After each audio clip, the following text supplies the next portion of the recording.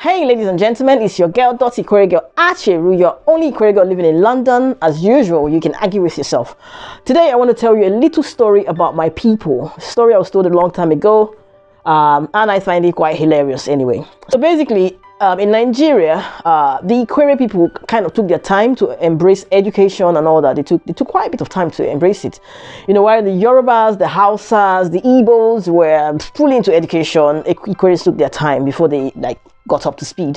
And there's a reason, there's a story that shows why. All the while when I was in Port Harcourt, when I told people, when I said who my father was, they're like, hey, big man, did you know your father was the first university graduates in your village? And yeah, it sounded like a good thing. I remember going to Lagos and I said that, and people were like, it means you must have come from a very backward place. Like your father was born in 1930 something. And how could he be the first graduate when people that were born in 1900 in the Yoruba land, in the Hausa land, in the Igbo land, they had several graduates, so, but anyway, sidetracking.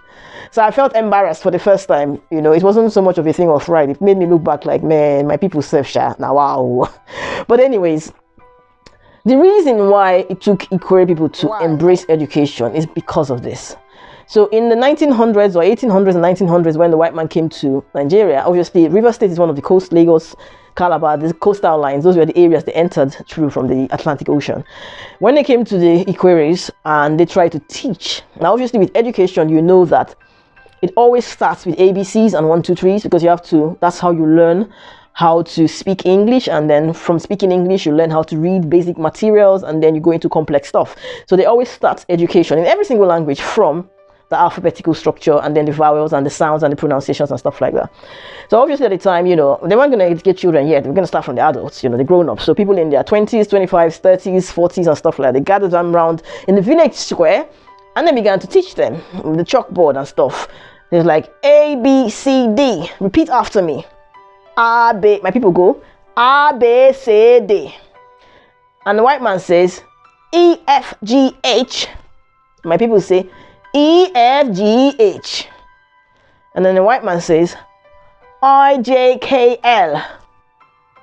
And my people, I, Z, K, L. Then somebody say, hey! Say that one again. He says I, J, K, L. I, Z, K, L. Are you kidding me?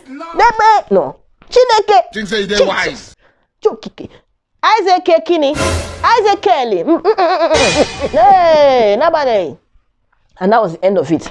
They drew out their machetes. They chased all the education, all the Oibo and everything. I chased all of them away. You coming to tell us we should come and share our land? Because Isaac Kelly means let us go and share the land in Ikwerre. Isaac Kelly.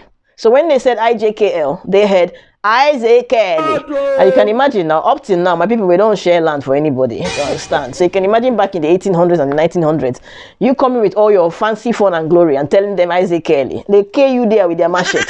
So anyway, we chased away the white man and his education and his culture and everything. Go away!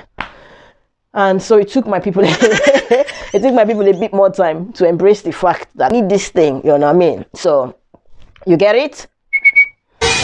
You get what I mean? Forget it. It's your girl Ikwerre girl Ikwerre. You can argue with yourself. Yo, it's your girl Diga reporting all the way from Facebook jail. I'm a ninja. I'm a ninja. I'm a ninja living in England. I'm a ninja. I'm a ninja.